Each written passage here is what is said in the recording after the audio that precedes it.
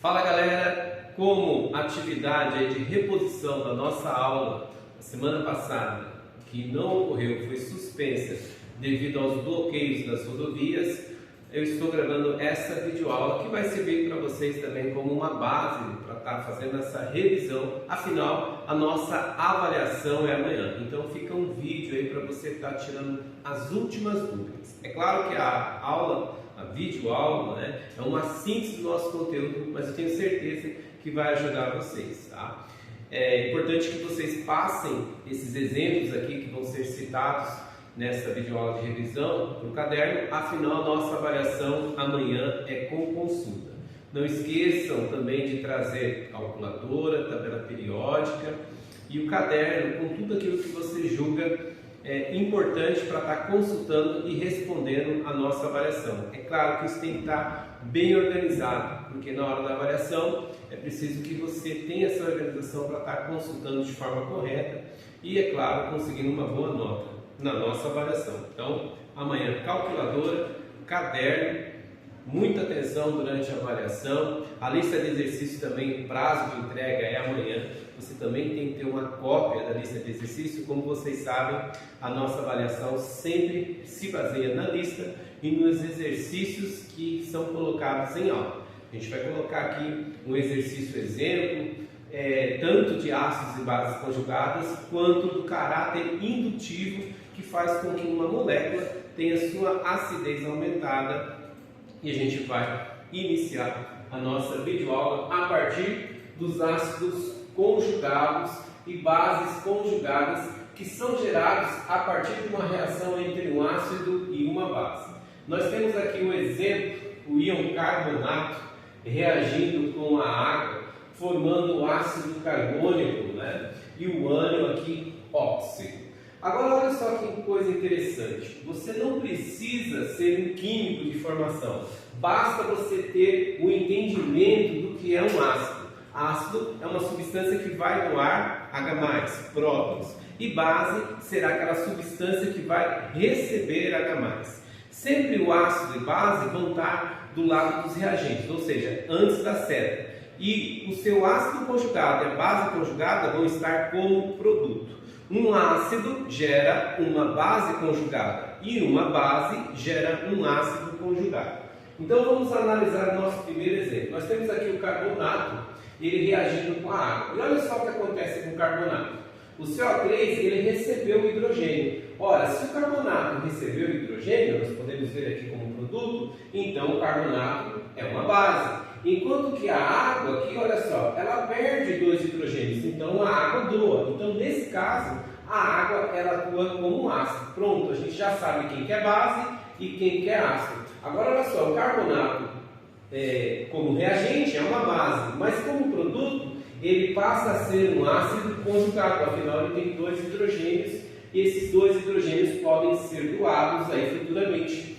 Por isso ele é um ácido conjugado. Enquanto que a água perdeu seus hidrogênios aqui como produto e forma o quê? Uma base conjugada. No exemplo seguinte, nós temos o ácido cianídrico reagindo com a água, produzindo o íon hidrônio e a base cianídrica. Agora, quem que é o ácido, quem que é a base? Vocês podem ver que o HCN, ele perde um hidrogênio, um ácido cianídrico. Olha só, ele fica sem hidrogênio. Então, essa substância doa hidrogênio, então é um ácido. Enquanto que a água, olha só, ela ganha um hidrogênio. Então, a água recebe esse hidrogênio. Então, a água aqui no reagente atua como base.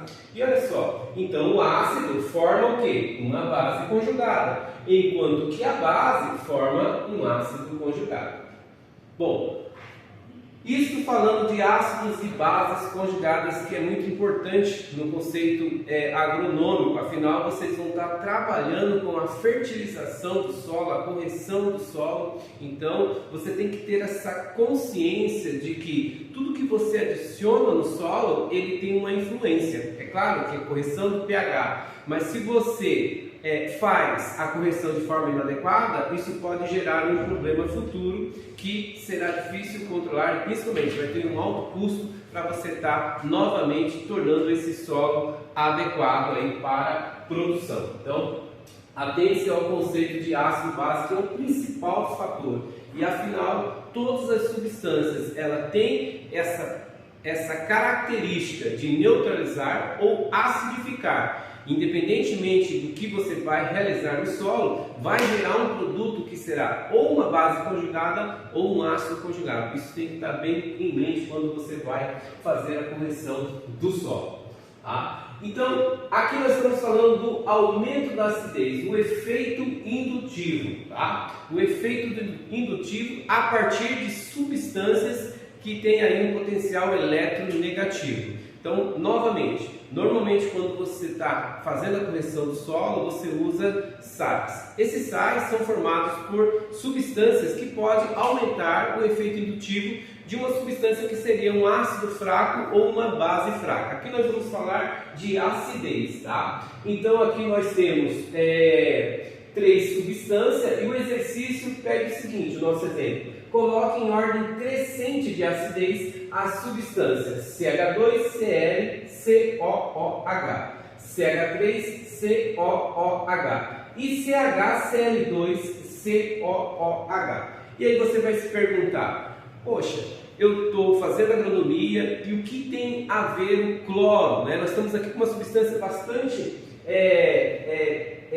conhecida e gerada no meio agronômico, que é o ácido, são os ácidos carboxílicos, provenientes aí de fermentações que ocorrem de forma natural ou industrial. E também temos cloro. O cloro é muito utilizado por pesticidas, fungicidas, herbicidas. Então esses herbicidas, pesticidas, fungicidas que são organoclorados, né, eles têm cloro, e esse cloro pode atuar aí futuramente aumentando a acidez. Por quê? Porque o cloro ele é eletronegativo, tá? E ele pode se ligar. Isso ocorre também de forma natural, formando compostos organoclorados. Então, como que acontece o aumento da acidez quando esse cloro se liga a uma molécula orgânica que tem a capacidade de doar hidrogênio? Ora, o cloro ele tem a capacidade de atrair elétrons. O hidrogênio ele já é ionizado. Se tiver cloro ali no meio ou outro elemento eletronegativo, como nitrogênio, como flúor, como bromo, tá? Como oxigênio, esse hidrogênio vai ser facilmente ionizado. O que a gente percebe aqui? Que eu tenho uma molécula que é o ácido etanóico, aqui, o CH3COH. E essa molécula do ácido etanóico, ela não tem cloro. Ela tem um caráter ácido, afinal é uma substância da classe dos ácidos carboxílicos. Mas olha só, aqui eu tenho a mesma molécula onde um hidrogênio, aqui, ó, CH3 e aqui CH2, foi substituído por um elemento químico que é eletronegativo, cloro. E aqui, ó, nessa outra molécula, eu tenho 2 cloros. O que eu vou imaginar? Que esta molécula, né, ela vai deixar, né, esse hidrogênio aqui ligado ao oxigênio muito mais fácil de ser ionizado. Por quê? Porque eu tenho 2 átomos eletronegativos, 2 cloros, enquanto que aqui um e aqui nenhum. É uma molécula ácida? Sim, é um ácido carboxílico, mas o caráter ácido ele aumenta com a substituição desses átomos de hidrogênio por átomos eletronegativos. Nesse caso, foram átomos de cloro. Então a gente coloca na ordem. A acidez menor vai ser da molécula que não tem nenhum elemento eletronegativo, o ácido etanóico. Enquanto que o intermediário vai ser a molécula do ácido etanóico que teve um hidrogênio substituído por um átomo de cloro. E o mais ácido aqui, a molécula mais ácida, é a molécula do ácido etanóico que teve 2 hidrogênios substituídos por 2 átomos de cloro. Então nessa ordem, não é mesmo? CH3COOH é menos ácido que CH2ClCOOH, que é menos ácido que CHCl2COOH. E agora, um exemplo aplicado daquilo que eu entendo que está tirando os nervos de vocês, que é o cálculo de pH a partir de substâncias que têm caráter ácido ou caráter básico quando é dissolvido em meio aquoso. Aqui nós temos um exercício exemplo, né, determinar o pH de uma solução de NH3, né, amônia, cuja concentração é 0,015 mol por litro. O que eu tenho que saber? Que vocês já estão cansados. Afinal, a amônia é fonte de nitrogênio. Isso é importante para a agronomia. Você entender o que a amônia é, qual que é a propriedade dela. A amônia tem caráter básico. A molécula de amônia, NH3, tem caráter básico e é fonte de nitrogênio e é precursor aí de bastante fertilizante, né? Então a produção de fertilizante ela acontece a partir da amônia, tá? Que tem caráter básico. Bom, a amônia, por ter caráter básico, ela vai reagir com a água e vai liberar o quê? OH-. Então é isso que a gente tem que entender. Uma substância que tem caráter básico vai liberar OH-. Uma substância que tem caráter ácido vai liberar como produto o H+, ou o íon hidrônio, que é o H3O+, a forma mais correta, não é mesmo? Então, olha só, uma base, o que ela faz? Ela recebe prótons. Então, quando a amônia NH3 reage com a água, recebe o hidrogênio da água. Não podemos esquecer que a água também se ioniza. Então, ela tem H+ para ser doado pela autoionização da molécula da água. Esse H+, ele é capturado pela base e vira o íon amônio, NH4+. A água que perde o hidrogênio vira o íon hidróxido, hidroxila. Novamente, ó, uma base, né, amônia, que nós sabemos, a água atua como um ácido, a base, amônia, forma um ácido conjugado, que é o íon amônio, e a água, que é um ácido, forma uma base conjugada, que é o íon hidróxido, né, o OH-. E o que a gente faz? A constante de equilíbrio químico, produto sobre reagente. Lembrando que a água líquida não entra na equação química, não é mesmo?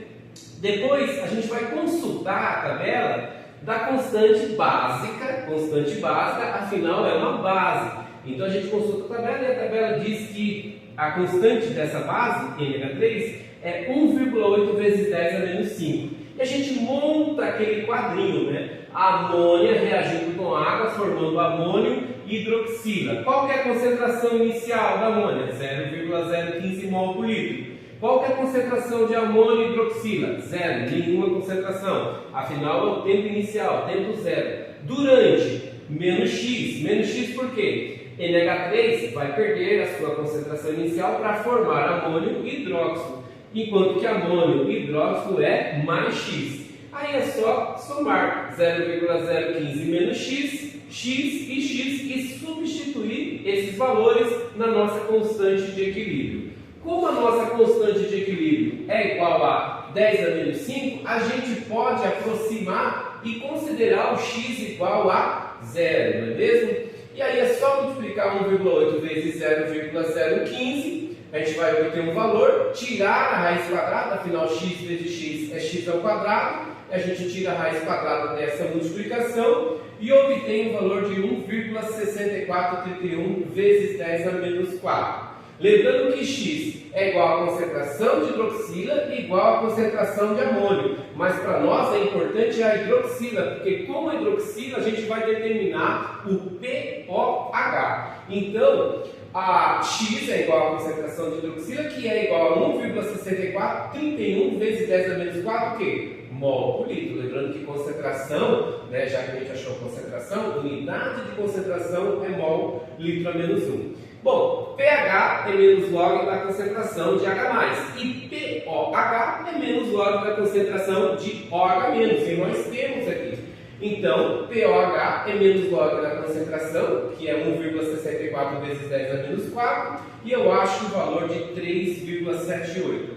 Terminei? Não, ele pediu o quê? pH. O que eu achei foi o pOH, afinal que eu tenho a hidroxila. Mas é fácil, não é mesmo? Afinal, pH mais pOH é igual a 14. Então, pH é igual a 14 menos pOH, que é 3,78. E o valor de pH de uma solução de amônia 0,015 mol por litro a menos 1 é igual a 10,22. Raciocínio lógico.